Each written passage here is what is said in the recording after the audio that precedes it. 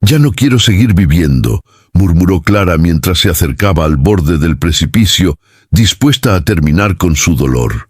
Nunca imaginó que aquel guerrero apache, arriesgando su propia vida para salvarla, no solo detendría su caída, sino que también pondría fin a su sufrimiento y le daría un nuevo motivo para vivir: el amor. En las tierras polvorientas y castigadas de Socorro, Nuevo México, donde el año 1872 traía consigo vientos de cambio y desesperanza a partes iguales, Clara Valdés despertó esa mañana de octubre con el corazón aprisionado entre las costillas como un pájaro que presiente la tormenta. A los 24 años, su sangre mestiza la había convertido en una extraña en su propia tierra. Su piel morena brillaba como el cobre bajo el sol del desierto, y sus ojos negros guardaban la tristeza de quien había perdido más de lo que el corazón podía soportar. La casa de adobe donde habitaba había pertenecido a su madre biológica, Ayllana, una mujer apache que había renunciado a su tribu por amor a un español que después la abandonó cuando Clara tenía apenas 5 años. Don Octavio Herrera, comerciante calculador de mirada fría y manos siempre ocupadas contando monedas, se había convertido en su padrastro tras casarse con su madre viuda. Cuando la fiebre se llevó a Ayllana 3 años después, Clara quedó a merced de un hombre que nunca la vio como hija, sino como una inversión que algún día le rendiría beneficios. La mesa del desayuno ese día se había extendido ante ella como un campo de batalla silencioso. Don Octavio, sentado al extremo opuesto, la observaba con esa mirada que había aprendido a temer durante los largos años de su tutela. Calculadora, fría, como quien evalúa el precio de una yegua en el mercado antes de cerrar un negocio que lo enriquecerá. Sus dedos tamboreaban sobre la mesa de madera gastada con el ritmo impaciente de quien ha tomado una decisión y no tolerará oposición. Doña Esperanza, su nueva esposa, una mujer seca como rama de mezquite y tuáis tan amarga, ni siquiera levantó la vista de su tejido. Sus agujas se movían con la precisión mecánica de quien ha aprendido a ignorar las tragedias que se desarrollan a su alrededor, siempre y cuando no la afecten directamente. El aire en la habitación se sentía espeso, cargado con el aroma del café amargo y el humo del tabaco que don Octavio fumaba desde el amanecer. Clara podía sentir cómo el sudor comenzaba a formar gotas pequeñas en su frente, no por el calor que ya comenzaba a filtrarse por las ventanas abiertas, sino por la tensión que emanaba de su padrastro como calor de una fragua.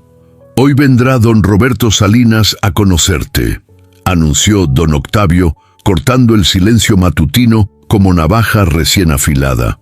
Su voz tenía esa calidad que Clara había aprendido a asociar con anuncios que cambiarían su vida sin consultarla jamás. «Es viudo, próspero, y está dispuesto a darte su nombre a pesar de...». Hizo una pausa calculada, saboreando el momento como quien disfruta de infligir dolor lentamente. «Tus antecedentes».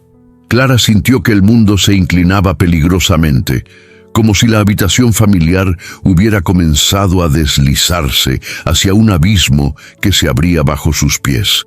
Don Roberto Salinas era conocido en todo Socorro no solo por su brutalidad, sino por la forma meticulosa con que destruía todo lo que tocaba. Su primera esposa, una muchacha dulce de apenas 18 años, había muerto en circunstancias que las autoridades se habían apresurado a catalogar como accidente doméstico. Pero los rumores susurraban historias más oscuras, golpes que comenzaron como disciplina y escalaron hasta convertirse en algo mucho más siniestro, gritos en la noche que los vecinos fingían no escuchar, y finalmente, silencio. Un silencio permanente que había envuelto la hacienda Salinas como sudario.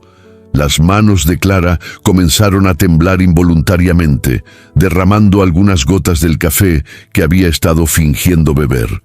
El líquido caliente se esparció sobre el mantel bordado que había pertenecido a su madre, creando una mancha oscura que parecía extenderse como una profecía de desgracia.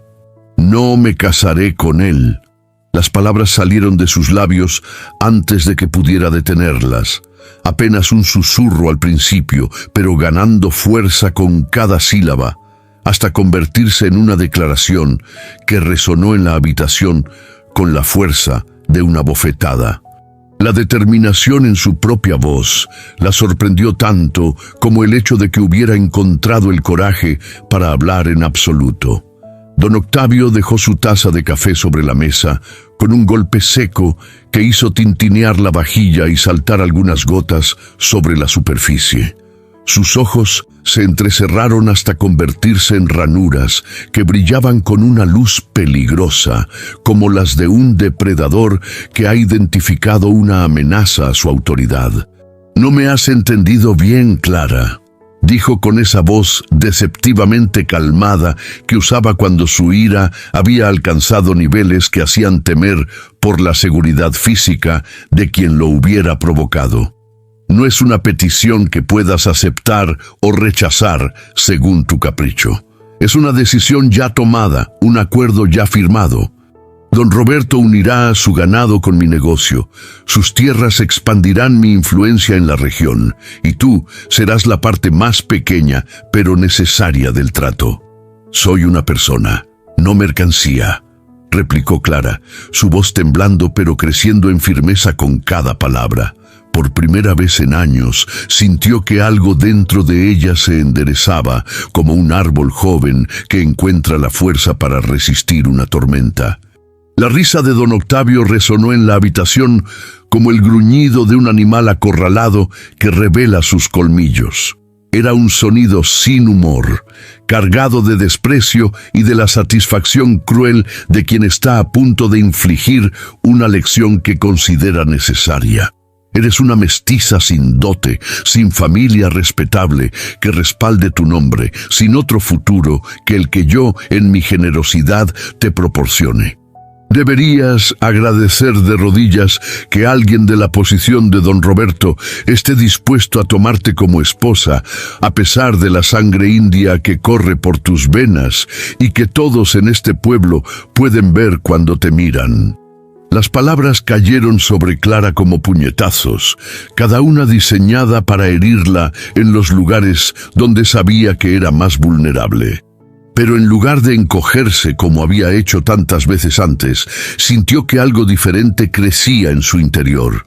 Una rabia limpia y poderosa que quemaba más brillante que el miedo.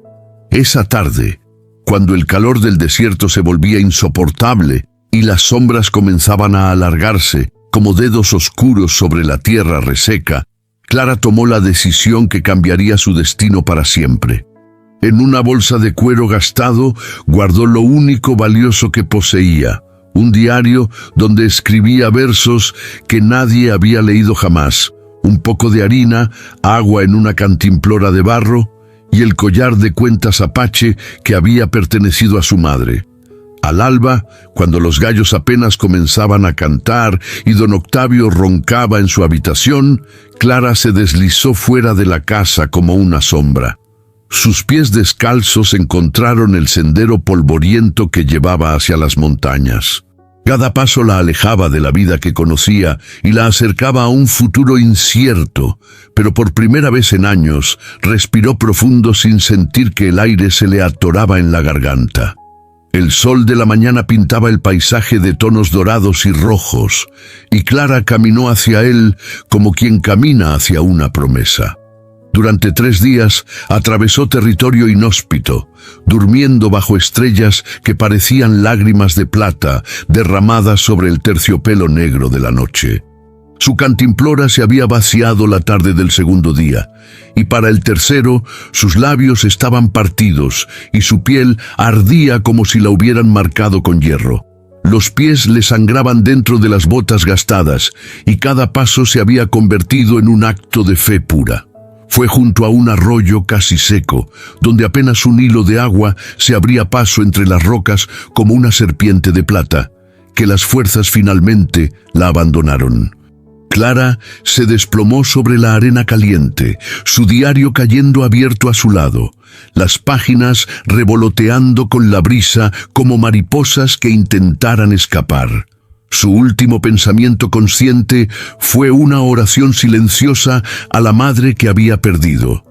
Ayana, si hay algo después de esta vida, guíame. El sol estaba hundiéndose tras las montañas cuando Chenoa la encontró, pintando el cielo de colores que parecían sangre y oro mezclados en una profecía de cambio. Durante 4 años había vivido en esas tierras como un fantasma, manteniendo solo contacto esporádico con otros sobrevivientes de su tribu dispersa que vagaban por el desierto como espíritus sin hogar. La traición del gobierno a su gente había dejado cicatrices en su alma que sangraban cada vez que recordaba las promesas rotas, los tratados firmados con tinta que se desvanecía antes de que la pluma tocara el papel, las palabras dulces que sabían a miel pero envenenaban como cicuta. Su hermano Aynan había sido el último en partir hacia el norte, llevando consigo las esperanzas de encontrar una tierra donde su pueblo pudiera vivir en paz. «Volveré antes del invierno», había prometido, pero habían pasado 2 inviernos desde entonces, y el silencio se había vuelto más elocuente que cualquier mensaje. Chenoa había aprendido a vivir con esa ausencia como una herida que nunca cicatrizaba completamente, sangrando cada mañana al despertar y cada noche antes de dormir. Al ver el cuerpo inmóvil junto al arroyo, su primer instinto fue alejarse. Las mujeres blancas significaban problemas, soldados, preguntas que él no podía responder sin revelar su presencia en esas tierras. Significaban búsquedas organizadas, recompensas ofrecidas y eventualmente la pérdida de este último refugio que había encontrado entre las rocas y el silencio. Pero había algo en la forma como yacía Clara, una vulnerabilidad que trascendía las barreras de raza y cultura, una quietud que no era paz, sino agotamiento absoluto. La posición de su cuerpo le recordó dolorosamente a su hermana menor, Yatahei, que había muerto de hambre en el último invierno antes de la dispersión. Yatahei había yacido así, como un pájaro caído que ha gastado sus últimas fuerzas tratando de volar hacia un hogar que ya no existía.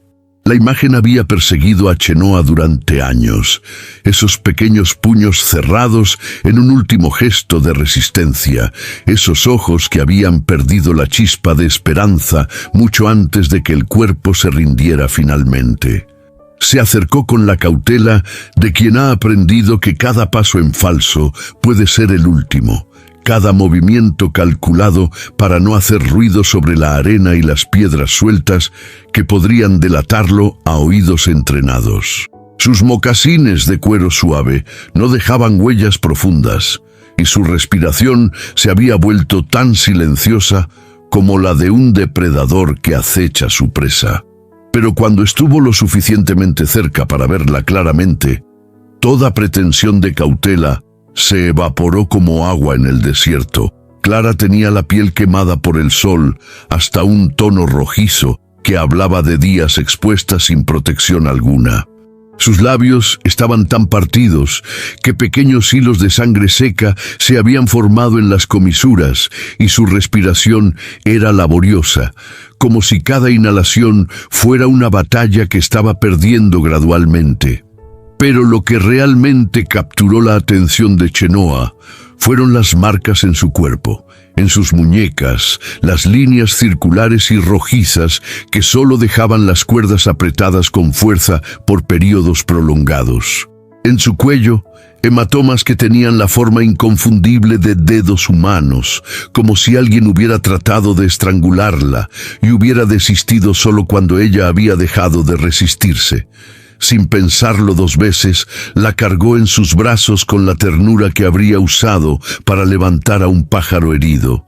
Era más liviana de lo que esperaba, como si el sufrimiento hubiera comenzado a consumir no solo su espíritu, sino también su carne, dejándola frágil como cáscara de huevo. Sus huesos se sentían delicados bajo la piel quemada, y cuando su cabeza se recostó contra el pecho de Chenoa, él pudo sentir el latido débil pero persistente de su corazón, como un tambor distante que se niega a dejar de tocar.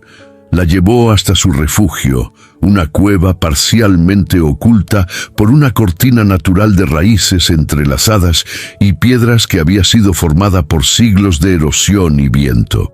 Durante años había perfeccionado este escondite, agregando elementos que lo hacían invisible desde la distancia. Ramas secas, colocadas estratégicamente para que parecieran haber caído naturalmente. Rocas acomodadas para que el humo de su fuego se dispersara entre las formaciones naturales sin crear columnas reveladoras. Era un hogar que existía sin existir, un lugar donde había aprendido a vivir sin dejar rastro de su presencia. Clara despertó al sentir gotas de agua fresca en sus labios, pero su primera sensación no fue alivio, sino pánico. Su cuerpo se tensó como cuerda de arco y sus ojos se abrieron de golpe, buscando frenéticamente en la semioscuridad de la cueva. El último recuerdo coherente que tenía era el de caminar bajo un sol implacable, con la garganta tan seca que cada respiración se sentía como inhalar arena caliente. Todo lo que había venido después era una nebulosa de dolor, sed y la certeza gradual de que iba a morir sola en el desierto como un animal abandonado. Lo primero que vio fue un rostro bronceado enmarcado por cabello negro que caía hasta los hombros como cortina de seda oscura.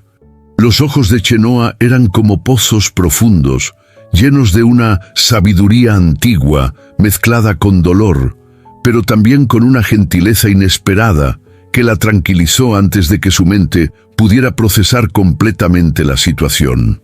No había amenaza en esa mirada. No había la dureza que había aprendido a asociar con los hombres. En cambio, había algo que no había visto en años: compasión genuina. Intentó incorporarse, pero él puso una mano firme sobre su hombro. Sus dedos eran callosos por el trabajo, pero su toque era suave como el de alguien acostumbrado a manejar cosas frágiles. «Quieta», le dijo en inglés entrecortado, pero con una voz que tenía la calidad tranquilizadora de agua corriendo sobre piedras lisas. Mucha sed, agua poco a poco o enfermas más.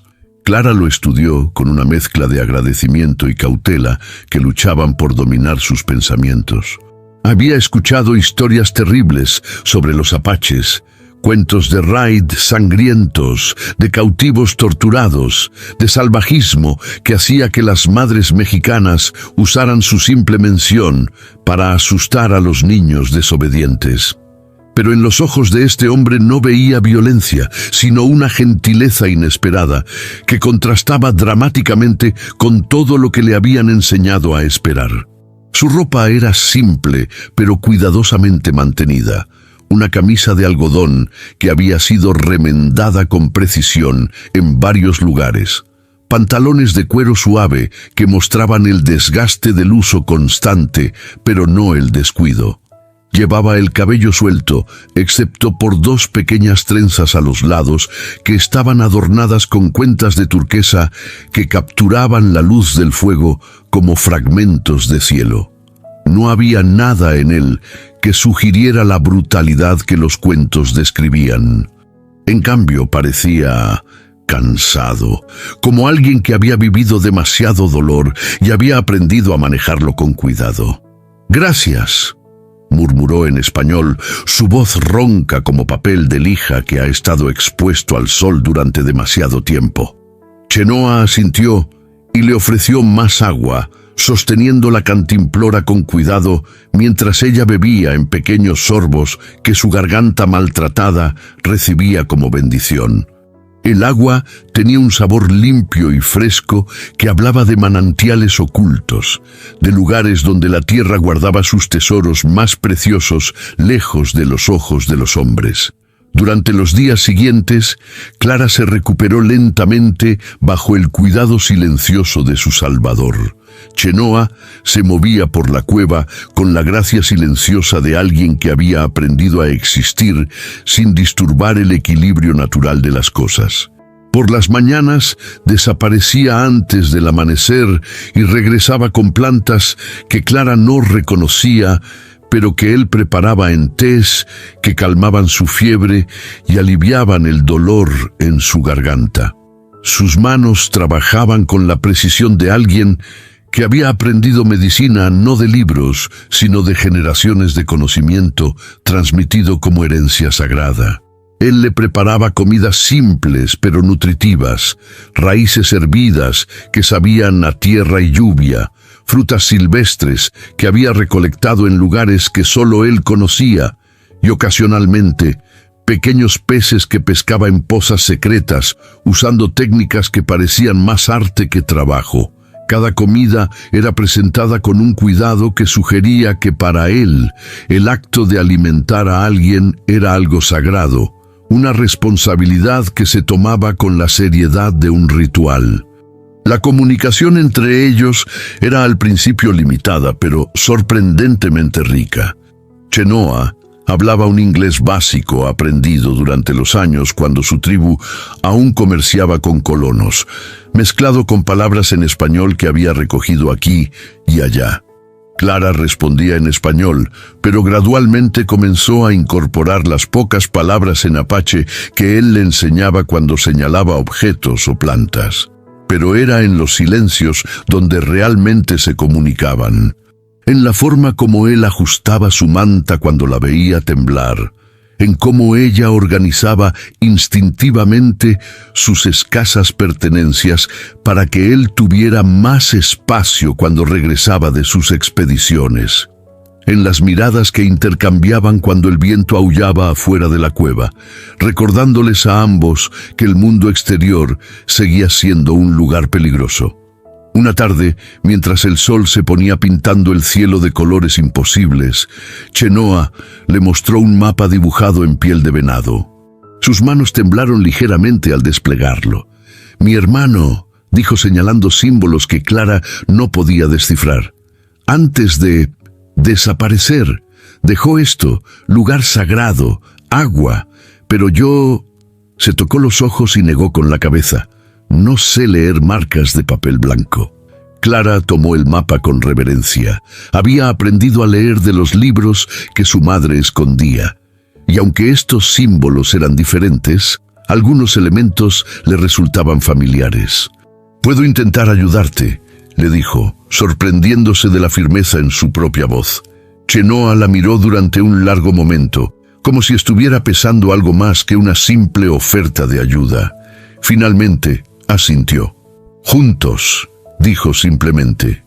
Partieron al amanecer del quinto día, cuando las primeras luces del alba apenas comenzaban a pintar las montañas de rosa y oro.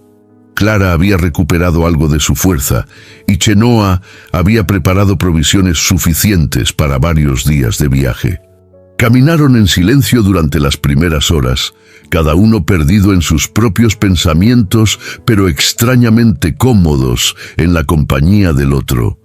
El paisaje que atravesaban contaba historias de sequía y resistencia. Cactus que habían aprendido a guardar cada gota de humedad. Arbustos que se aferraban a la vida en terreno aparentemente imposible, y en la distancia montañas que se alzaban como centinelas antiguos, guardando secretos que solo el tiempo conocía. «¿Tu familia?», preguntó Clara durante un descanso, señalando hacia el horizonte como si allí pudieran estar esperándolo. Chenoa siguió su mirada, y por un momento su rostro se endureció con dolor. «Todos dispersos, algunos muertos, otros no sé dónde». Su voz se quebró ligeramente. Hermano era último. Después del invierno malo, él fue hacia norte. Prometió volver con noticias de lugar seguro. Clara sintió que algo se apretaba en su pecho. Conocía esa soledad, esa sensación de estar completamente solo en el mundo. ¿Y tú?, preguntó Chenoa. ¿Tu familia te busca? Mi padrastro, respondió Clara, y la palabra salió como veneno. Pero no por amor. Era parte de un negocio.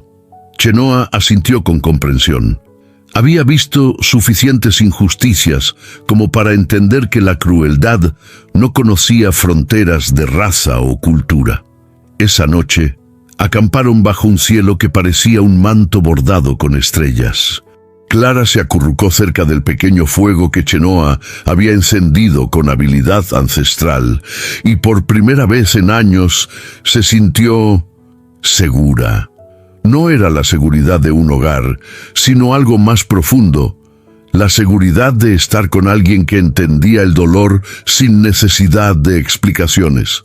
¿Cómo te llamas?, preguntó Clara en voz baja, las llamas danzando entre ellos. Chenoa, respondió él, significa paloma en mi lengua. Clara sonrió por primera vez en semanas. Como yo. Clara significa brillante, luminosa, pero hace mucho que no me siento así. Luz vuelve, dijo Chenoa mirando las estrellas. Siempre vuelve después de oscuridad más profunda. Durmieron esa noche con la confianza tímida de dos almas heridas que habían encontrado, si no una cura, al menos la promesa de que el dolor podía ser compartido y, al compartirlo, volverse más soportable. Al tercer día de viaje, el destino les presentó una prueba que cambiaría todo y transformaría para siempre la naturaleza de su jornada. Habían seguido el mapa hacia una zona donde antiguos senderos se perdían entre rocas erosionadas por siglos de viento y lluvia ocasional, un lugar donde la tierra parecía haber olvidado cómo ser generosa. El paisaje se había vuelto más hostil con cada milla. Menos vegetación, menos señales de vida, más rocas afiladas que cortaban como cuchillos cuando no se tenía cuidado al caminar. El silencio del mediodía se quebró súbitamente con un sonido que heló la sangre de Clara hasta el tuétano. El llanto débil pero inconfundible de un niño. No era el llanto robusto de un bebé sano que demanda atención, sino algo mucho más desgarrador. El gemido exhausto de alguien que ha llorado tanto que apenas le quedan fuerzas para seguir haciendo ruido, pero que no puede dejar de intentarlo, porque es su única forma de aferrarse a la vida. Chenoa se detuvo inmediatamente, todos sus sentidos poniéndose en alerta máxima, como los de un depredador que percibe peligro. Durante años de supervivencia solitaria, había aprendido a desconfiar de cualquier cosa que pareciera fuera de lugar en el paisaje del desierto. Los niños no sobrevivían solos en esta inmensidad. Si había un niño aquí, significaba que había adultos cerca, y los adultos en estas tierras disputadas rara vez tenían intenciones pacíficas hacia un apache fugitivo. Pero el llanto continuó, desesperado y cada vez más débil, como el último canto de un pájaro que se está muriendo.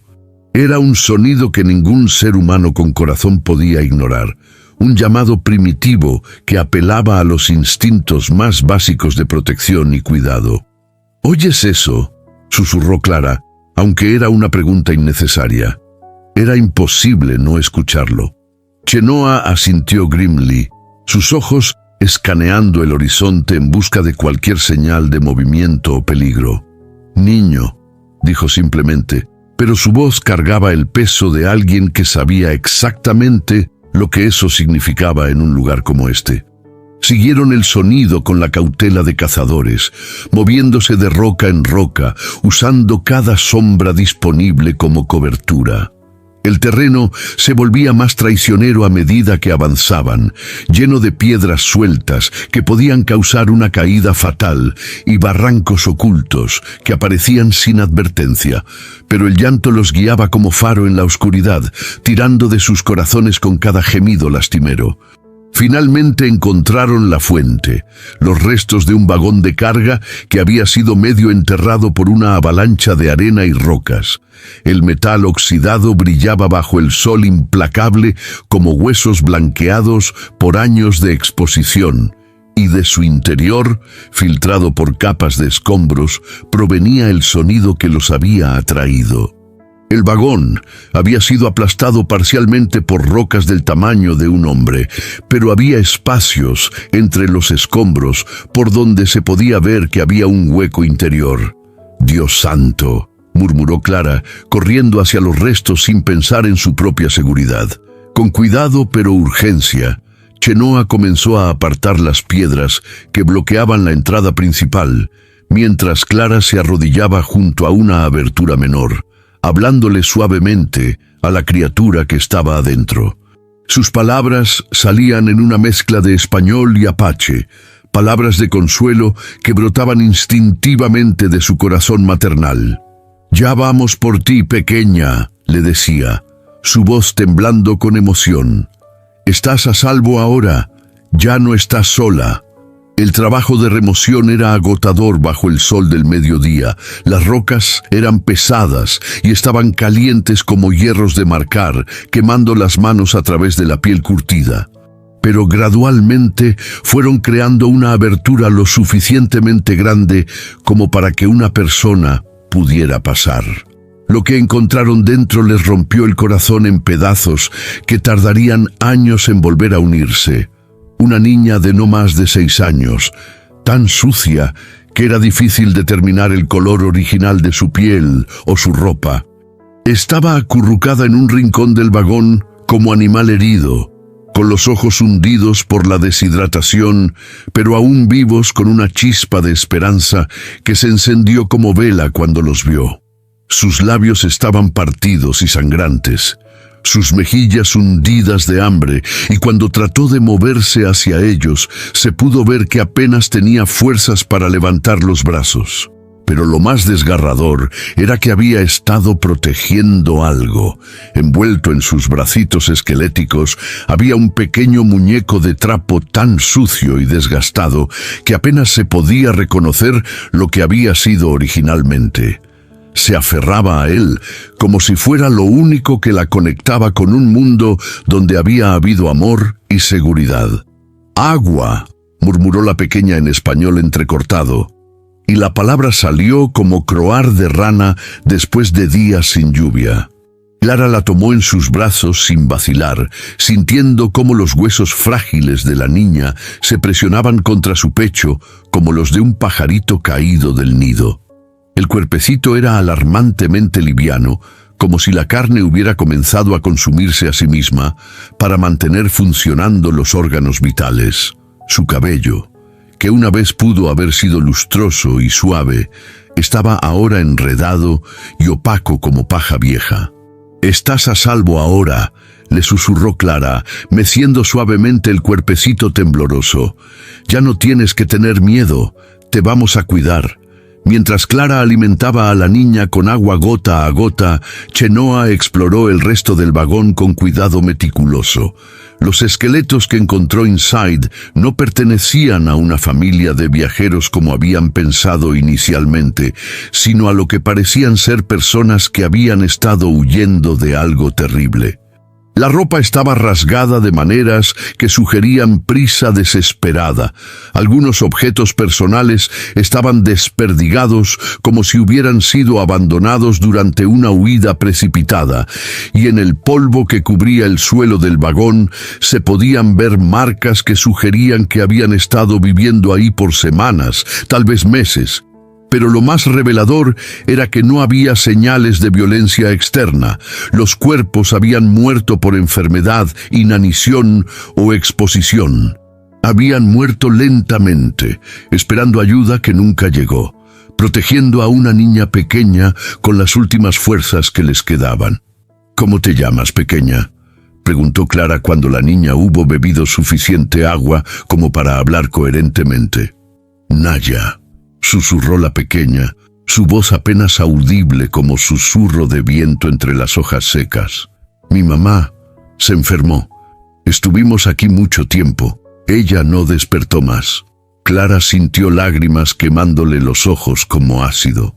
La imagen mental de una madre muriendo lentamente mientras trataba de mantener viva a su hija en este vagón convertido en tumba era más de lo que su corazón podía procesar sin quebrarse. ¿De dónde venían?, preguntó con voz cuidadosamente controlada. «De un lugar malo», respondió Naya, acurrucándose más contra el pecho de Clara como si tratara de esconderse dentro de ella. Había gente enferma, mucha gente muriendo.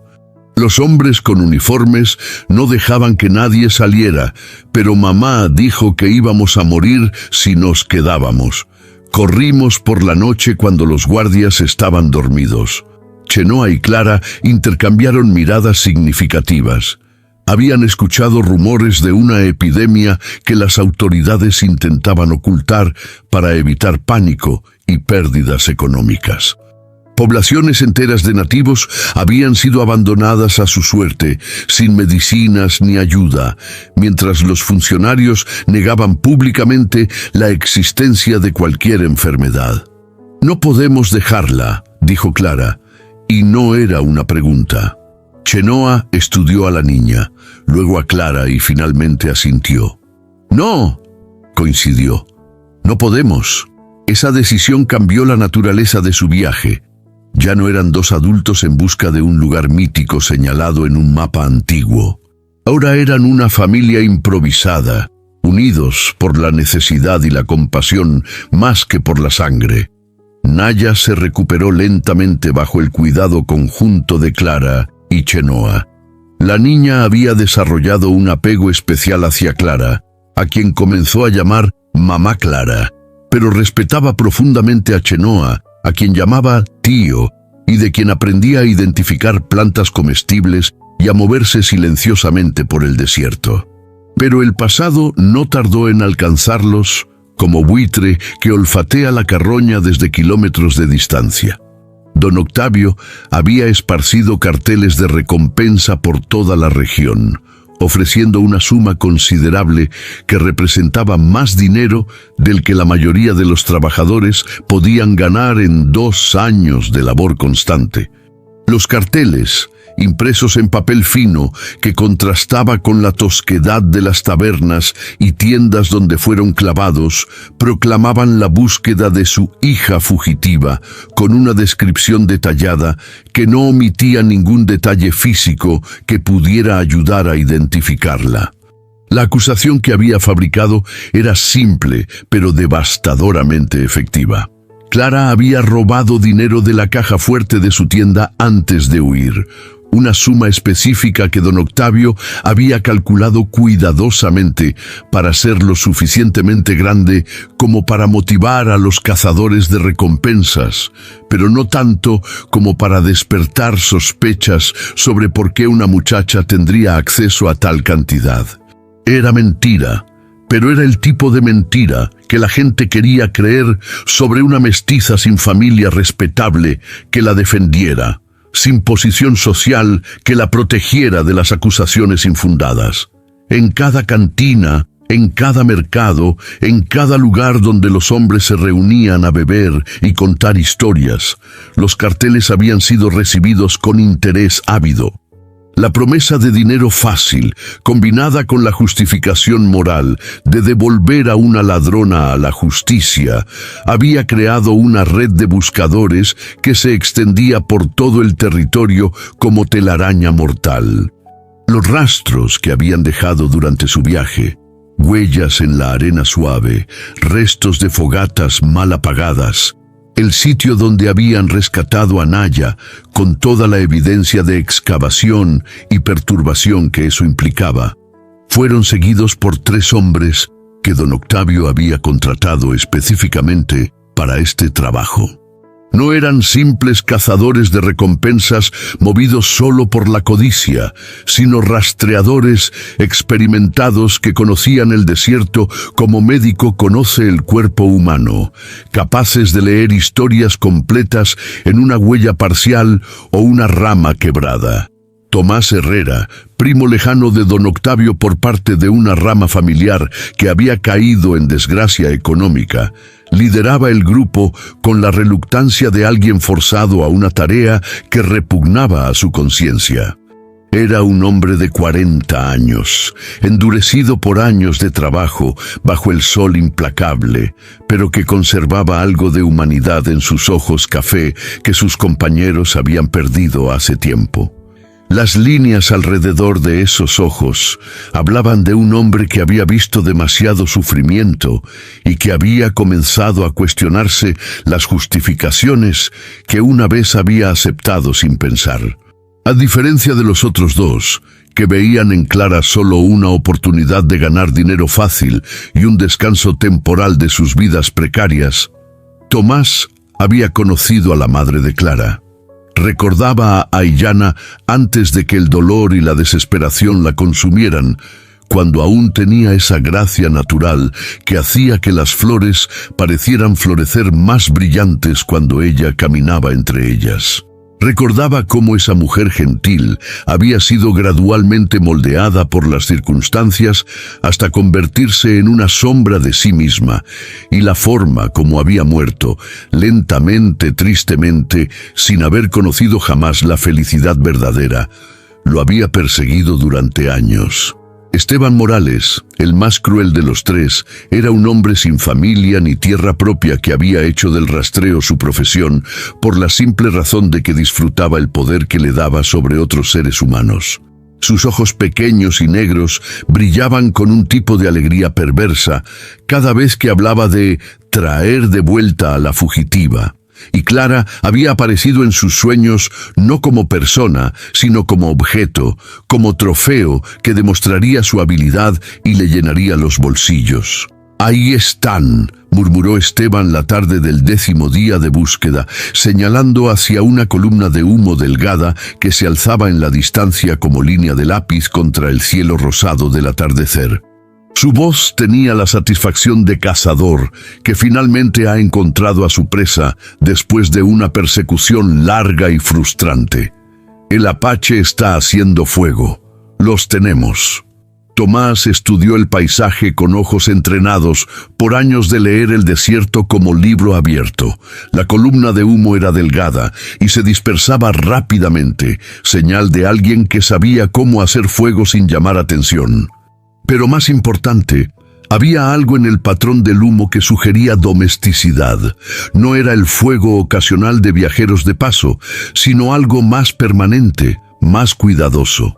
«Son 3 ahora», observó, ajustando su sombrero contra el sol que aún quemaba aunque comenzara a descender. «Hay una niña con ellos». «Mejor», gruñó Manuel Vega, el tercero del grupo, un hombre bajito y fornido, cuyas manos siempre parecían estar sucias, sin importar cuánto tiempo pasara desde su último trabajo. Sus dientes amarillos brillaron en una sonrisa que no tenía nada de humor, cuando agregó: «Niña valdrá dinero extra en el mercado de esclavos de Chihuahua. Conozco compradores que pagan bien por mercancía joven». Tomás sintió que algo se revolvía en su estómago, como serpiente venenosa que despierta. La idea de vender a una niña, cualquier niña, lo llenaba de una náusea que tenía raíces morales profundas. Pero también sabía que no tenía opción real en este asunto. Necesitaba este trabajo para pagar las deudas que lo tenían al borde de perder su propia tierra, las mismas deudas que don Octavio había usado como palanca para forzarlo a este trabajo en primer lugar. El sistema era perfecto en su crueldad, usar la desesperación de un hombre para obligarlo a perpetuar la desesperación de otros, creando una cadena de sufrimiento que se alimentaba a sí misma con la eficiencia de una máquina diseñada en el infierno. Esa noche acamparon a 1,5 kilómetros del lugar donde habían visto el humo, lo suficientemente cerca para vigilar, pero no tanto como para ser detectados. Tomás se ofreció a tomar el primer turno de guardia, pero en realidad quería tiempo para pensar, para luchar con la decisión que sabía que tendría que tomar antes del amanecer. Cuando Esteban y Manuel finalmente se durmieron, roncando con el abandono de hombres que nunca habían conocido el insomnio de la conciencia culpable, Tomás se levantó silenciosamente y caminó hacia el campamento donde Clara, Chenoa y la niña dormían junto a su fuego casi extinguido. Su plan era simple: hablar con ellos, advertirles sobre Esteban y Manuel, y encontrar alguna forma de salir de esta situación sin traicionar completamente lo que quedaba de su alma. Pero lo que no esperaba era reconocer a la niña. Esa noche, Clara despertó con el instinto animal de quien ha vivido en peligro constante. El fuego se había reducido a brasas que parpadeaban como ojos rojos en la oscuridad. Chenoa no estaba en su lugar habitual, junto a las rocas donde solía montar guardia, pero podía escuchar su voz baja, hablando con alguien más allá del círculo de luz. Se incorporó silenciosamente, asegurándose de que Naya siguiera durmiendo profundamente envuelta en su manta, y se acercó hacia donde provenían las voces. Lo que vio la hizo contener la respiración. Chenoa estaba hablando con un hombre que Clara reconoció inmediatamente: Tomás Herrera. Había visto su rostro en el pueblo muchas veces, pero nunca habían intercambiado más que saludos corteses. «No vine por el dinero», estaba diciendo Tomás en voz baja. «Vine porque don Octavio amenazó con embargar mi rancho si no te traía de vuelta». «Ella no volverá», respondió Chenoa en su español cuidadoso. «Libre ahora». «Entiendo eso», suspiró Tomás, «pero hay algo más que necesitas saber. La niña que está con ustedes, ¿de dónde la sacaron?». Clara se acercó más, asegurándose de mantenerse oculta entre las sombras. «¿Por qué preguntas?», inquirió Chenoa, su mano moviéndose instintivamente hacia el cuchillo en su cinturón. «Porque es mi sobrina», respondió Tomás, y su voz se quebró ligeramente. «Mi hermana Luz vivía en San Patricio con su hija. Cuando comenzó la enfermedad, las autoridades sellaron el pueblo y prohibieron que nadie saliera. Luz logró escapar con la niña, pero después perdí su rastro». El mundo de Clara se tambaleó. Naya tenía familia que la buscaba, que la amaba. «La niña está bien», dijo Chenoa después de un momento. «Mujer Apache la cuida, la ama». «¿Apache?». Tomás pareció confundido. «Pensé que Clara era española». «Es mezclada, como la niña, como tú, probablemente, si miras atrás, suficientes generaciones». Tomás se quedó en silencio durante un largo rato. ¿Puedo verla?» Chenoa lo estudió cuidadosamente, luego asintió. «Pero no la despiertes, ha sufrido mucho». Los tres caminaron en silencio hacia donde dormía Naya. A la luz tenue de las brasas, Clara pudo ver cómo el rostro de Tomás se suavizaba al reconocer los rasgos familiares en la carita dormida de la niña. «Tiene los ojos de mi hermana», murmuró, secándose una lágrima que había comenzado a rodar por su mejilla. Luz era una buena mujer, no merecía morir así. «Ninguna madre merece eso», coincidió Clara, saliendo finalmente de las sombras. Tomás se sobresaltó, pero Chenoa hizo un gesto tranquilizador. «Clara», dijo simplemente. «Don Tomás», saludó Clara con formalidad cautelosa. «Señorita Clara», respondió él quitándose el sombrero. Lamento todo esto.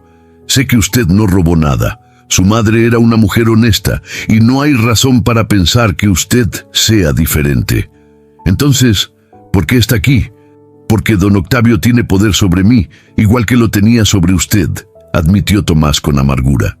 «Pero después de ver a mi sobrina, después de entender lo que ustedes han hecho por ella, no puedo llevarla de vuelta a esa vida». Clara sintió que algo se aflojaba en su pecho, una tensión que había estado cargando sin darse cuenta. «¿Qué propone?», preguntó Chenoa. Tomás se quedó pensativo durante un momento. «Hay algo que necesitan saber sobre la epidemia. No es solo una enfermedad natural. Las autoridades sabían que iba a estallar y no hicieron nada para prevenirla.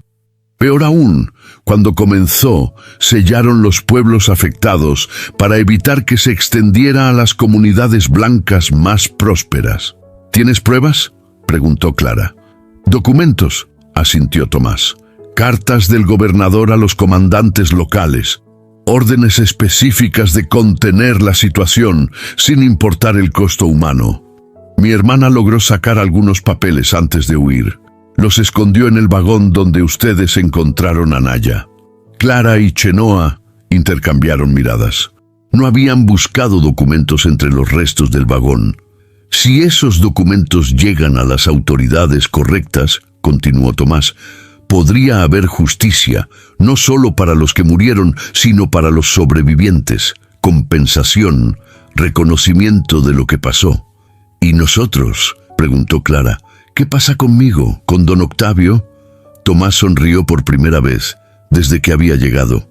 «Si yo regreso con evidencia de corrupción gubernamental que salva mi pellejo y mi rancho, don Octavio será el menor de los problemas.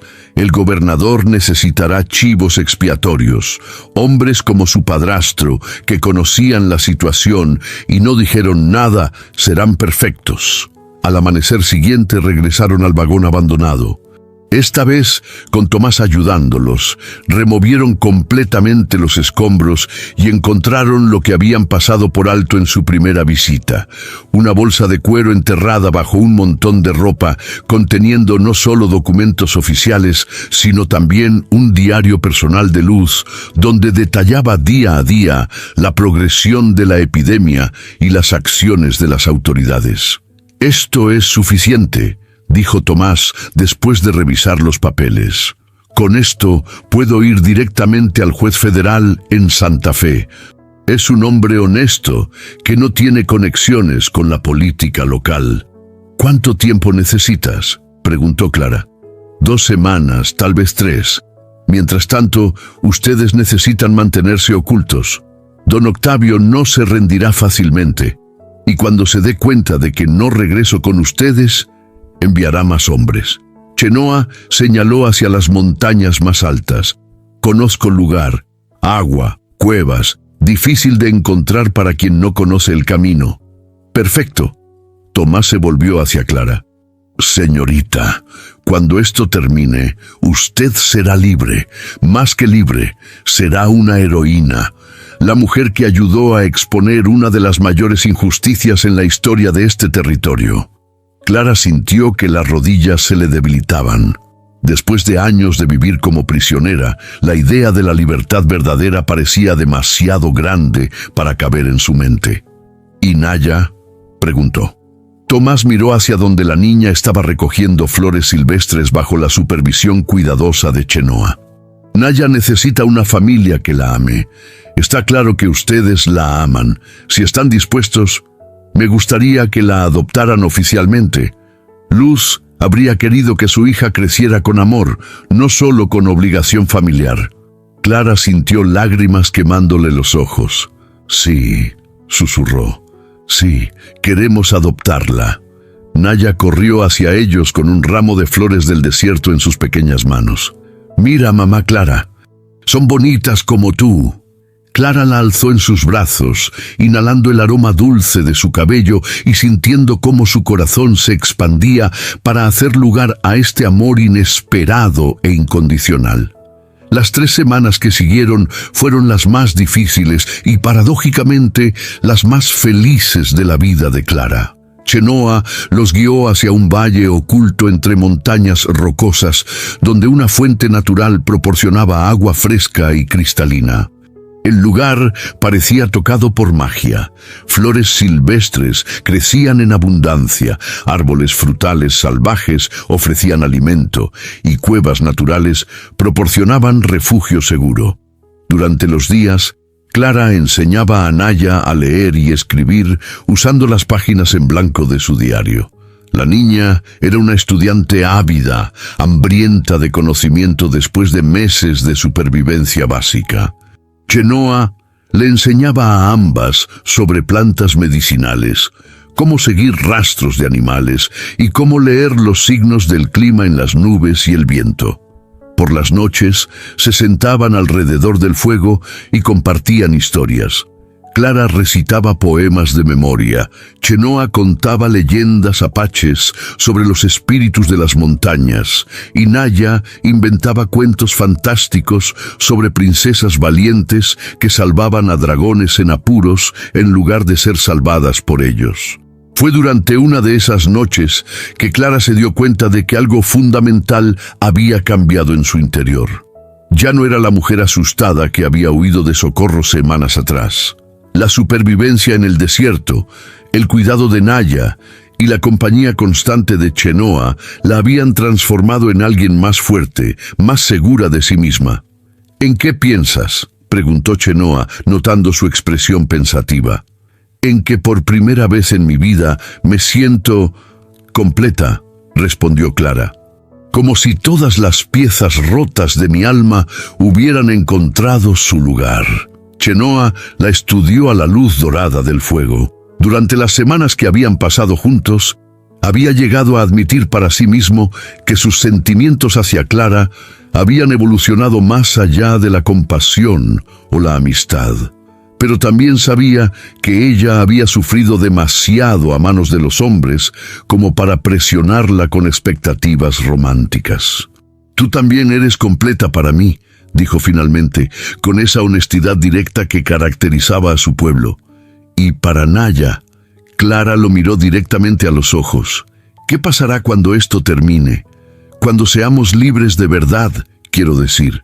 «No sé», admitió Chenoa, «pero espero que sigamos juntos, como familia, a pesar de que soy mestiza y complicada y vengo con problemas». Chenoa sonrió, una expresión rara en su rostro serio, pero que lo transformaba completamente. Especialmente por eso, Naya, que había estado fingiendo dormir, se acurrucó entre los dos adultos. «¿Vamos a ser una familia verdadera?», preguntó con esa honestidad brutal de los niños. «Sí», respondió Clara sin vacilar. «Vamos a ser una familia verdadera». Tomás regresó exactamente 3 semanas después, pero no llegó solo. Lo acompañaba un hombre mayor vestido con la sobriedad formal de un funcionario federal, y su rostro traía noticias que cambiarían todo. «Señorita Clara», dijo Tomás sonriendo ampliamente, «le presento al juez Samuel Morrison, del Tribunal Federal de Santa Fe». El juez Morrison era un hombre de unos 60 años, con cabello blanco como nieve y ojos azules que irradiaban autoridad, pero también bondad. Se acercó a Clara con respeto evidente. «Señorita Valdés», dijo quitándose el sombrero, «es un honor conocer a la mujer cuya valentía ha expuesto una de las mayores injusticias de nuestro tiempo». Clara sintió que las rodillas se le debilitaban. «Entonces, los documentos que ayudó a recuperar han resultado en arrestos inmediatos», explicó el juez. «El gobernador ha sido removido de su cargo. 3 comandantes militares están bajo investigación federal y don Octavio Herrera, junto con varios otros comerciantes que se beneficiaron del encubrimiento, enfrentan cargos por complicidad». «¿Qué significa eso para nosotros?», preguntó Chenoa, manteniendo a Naya cerca de él. «Significa», sonrió el juez, «que la señorita Clara no solo es libre de todos los cargos fabricados, sino que como ciudadana que ayudó a la justicia federal, tiene derecho a compensación por los daños sufridos. Además, como menor sobreviviente de la epidemia encubierta, la niña Naya recibirá una pensión del gobierno hasta que cumpla 18 años». Clara sintió que el mundo giraba a su alrededor. «¿Compensación? La propiedad que don Octavio reclamaba como suya legalmente le pertenece a usted», explicó Tomás. «Su madre nunca cedió oficialmente sus derechos, y él no tenía autoridad legal para casarla contra su voluntad. Además, el gobierno federal le está otorgando una concesión de tierras aquí, en este valle, como reconocimiento por su servicio a la justicia». Chenoa miró alrededor del valle que habían llegado a amar. «Este lugar será nuestro, oficialmente suyo», confirmó el juez. «Título de propiedad registrado a nombre de Clara Valdés». ¿Y puedo preguntar su nombre completo, señor? Chenoa Amachi, respondió el apache con dignidad. Chenoa Amachi, repitió el juez, escribiendo en un documento oficial. ¿Como esposo de la señorita Valdés? Clara y Chenoa se miraron. No habían discutido matrimonio formal, pero en sus corazones ya eran familia. Sí, respondió Clara firmemente. Como mi esposo. ¿Y la niña? Nuestra hija adoptiva, agregó Chenoa, poniendo su mano protectoramente sobre el hombro de Naya. El juez sonrió. Entonces es mi placer presentarles los documentos de propiedad del Valle de la Esperanza, como se registrará oficialmente a nombre de la familia Amachi Valdés. 6 meses después, el Valle de la Esperanza había florecido como oasis en el desierto. Clara y Chenoa habían construido una casa sólida cerca de la fuente natural, con habitaciones suficientes para ellos, para Naya y para los huéspedes que comenzaron a llegar, otros sobrevivientes de la epidemia, familias mestizas que buscaban un lugar donde las diferencias fueran celebradas en lugar de temidas, niños huérfanos que necesitaban amor y educación. Clara había establecido una escuela donde enseñaba a leer y escribir tanto en español como en inglés, mientras Chenoa compartía conocimientos tradicionales sobre medicina herbal, agricultura sostenible y respeto por la tierra. Naya, ahora de 7 años, había florecido como una flor del desierto, convirtiéndose en traductora natural entre los niños de diferentes culturas que llegaban a la escuela. La comunidad había atraído la atención positiva de reformadores educativos de todo el territorio. Clara había comenzado a escribir no solo poesía, sino también informes detallados sobre métodos de educación intercultural que estaban siendo estudiados en universidades del este. Una tarde de primavera, mientras Clara enseñaba a un grupo de niños en el patio sombreado bajo los árboles, vio acercarse a un visitante inesperado. Don Roberto Salinas, el hombre con quien don Octavio había querido casarla, llegó montado en un caballo magnífico, pero su expresión no era amenazante, sino curiosa. Se acercó con cautela y se quitó el sombrero respetuosamente. «Señora Clara», dijo usando deliberadamente el título marital. «Don Roberto», respondió ella con serenidad, aunque todos sus instintos se pusieron alerta. «Vine para disculparme», dijo el hombre, sorprendiéndola completamente. «Cuando don Octavio me propuso matrimonio con usted, yo sabía que usted no estaba de acuerdo, pero necesitaba la tierra que él ofrecía para salvar mi hacienda». Clara estudió su rostro y vio vergüenza genuina mezclada con respeto. «Ahora», continuó él, «veo lo que ha construido aquí. Veo la mujer extraordinaria que es, y me doy cuenta de que habría sido un error terrible para ambos. Usted pertenece aquí, con su familia verdadera, haciendo este trabajo importante». «Gracias», respondió Clara simplemente. «Más que eso», agregó don Roberto, «quiero contribuir a su escuela. Mi hija menor necesita la educación que usted ofrece. ¿Podría traerla aquí?» Clara miró hacia donde Chenoa estaba trabajando en el jardín con algunos de los niños mayores. Luego hacia Naya, que estaba ayudando a una niña más pequeña con sus letras. «Por supuesto», respondió. «Todos los niños son bienvenidos aquí». Esa noche, después de que los estudiantes regresaran a sus casas y Naya se durmiera acurrucada entre sus padres adoptivos, Clara y Chenoa se sentaron en la terraza de su hogar, contemplando las estrellas que brillaban como promesas de esperanza en el cielo infinito. ¿Alguna vez imaginas cómo habría sido todo si no nos hubiéramos encontrado?, preguntó Clara, recostando su cabeza en el hombro de su esposo. «No», respondió Chenoa, besando suavemente su cabello, «porque esto era inevitable. Nuestros corazones estaban destinados a sanarse juntos». En la distancia se podía escuchar el suave murmullo de la fuente que había dado vida a su valle, y el susurro del viento nocturno entre los árboles que habían plantado con esperanza y regado con amor. Clara cerró los ojos y sintió que cada cicatriz en su alma había encontrado su propósito, no solo como recordatorio del dolor pasado, sino como testimonio de la fuerza que había necesitado para llegar hasta este momento de paz perfecta.